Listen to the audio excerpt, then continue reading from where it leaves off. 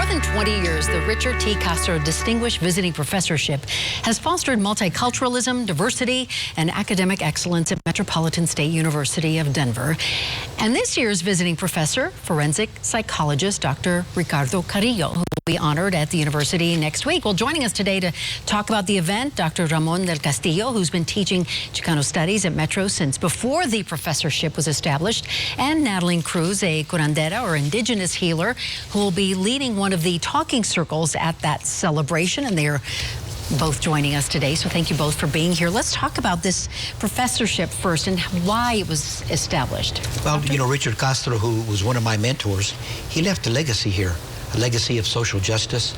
And so for the 20 years plus, what students have been doing and what the university has been doing is honoring Richard's legacy by inviting different professors, actors, poets, dancers, and so forth to talk about the social justice work that they're doing. For example, Dr. Ricardo Carrillo is in fact a curandero and a forensic psychologist. That's the beauty of it. And Richard Castro, we should point out, was a longtime state lawmaker, and there's a Denver building named after him and so forth. So, but explain why this is important to students to know about this professorship right now. Well, it's important because I think for the longest time, other people have selected the heroes that we should follow and be like. In this case, we're choosing our own hero, who happens to be Richard Castro. And it adds value and it adds pride and dignity to the group about our people who have been successful in a lot of different areas like Richard was. And Nataline, you're a curandera and you will be leading one of the talking circles. What does that mean? That means that we give people an opportunity to sit in a sacred circle. We call it the sacred loop, and it's an opportunity to speak about whatever it is they need to talk about in a sacred way. We ask for healing within that conversation.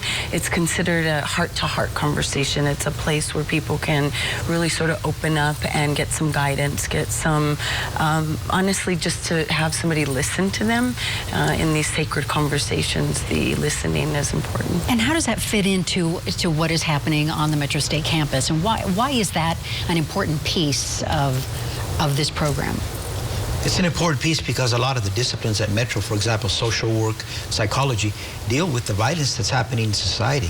Look at what's happened at colleges and universities in the last 3 or 4 years, the massive shootings, the domestic violence, the gang issues, and some of the imbalance that's happening. Students need to learn that there are alternative methods to healing, and this happens to be one that's culturally specific to the indigenous populations, Mexicano, Chicano, and Native American. We will have Native American drumming circle as well. And so what else will we see there and beyond the talking circles? What else will be happening, Natalie? Just a gathering, actually, of the community and showing the students that we have. There's so many avenues in this work for support. We have other people speaking. We have a dinner after. And so it's showing culturally as well that there is an integration of the old traditions, the ancestral teachings. How do we incorporate that into the modern world now? So it's letting people know that there isn't just one way of overcoming obstacles. Yes. And go ahead. In the curandísimo and ancestral teachings, it's the heartbeat. It's the understanding that this is the sacred heartbeat of the community. And when we introduce, especially young people, to this, there's something that turns on inside of them. It gives them a space of understanding that there are many avenues and different ways to receive healing. Like what do you see happen?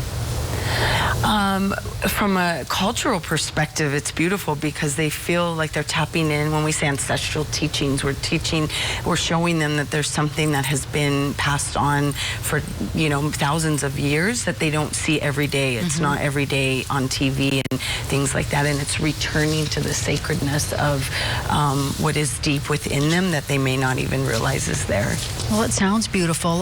The event is coming up on Wednesday. If we can show that graphic here so people can get an idea as to when and where and what time and so forth. Again, it's at Metro State University, starting at 9:30 in the morning with the opening blessing, and continuing until 5:30 p.m. All of the events are at the St. Cajetan's Event Center. So anything else? Anything else we need to know about this event coming up on Wednesday, Dr. Castillo? I think we've invited concurrent classes in high schools that are going to be there. Great. The psychology classes are going to be there.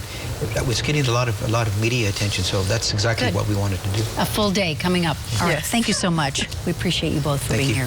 Thank you. Listen, we welcome your ideas or suggestions for a segment here at Politics Unplugged. You can tweet us at Denver7Politics. You can also watch today's segments anytime at thedenverchannel.com/Politics Unplugged. And we thank you so much for watching, and we'll see you back here next Sunday for another edition of Politics Unplugged.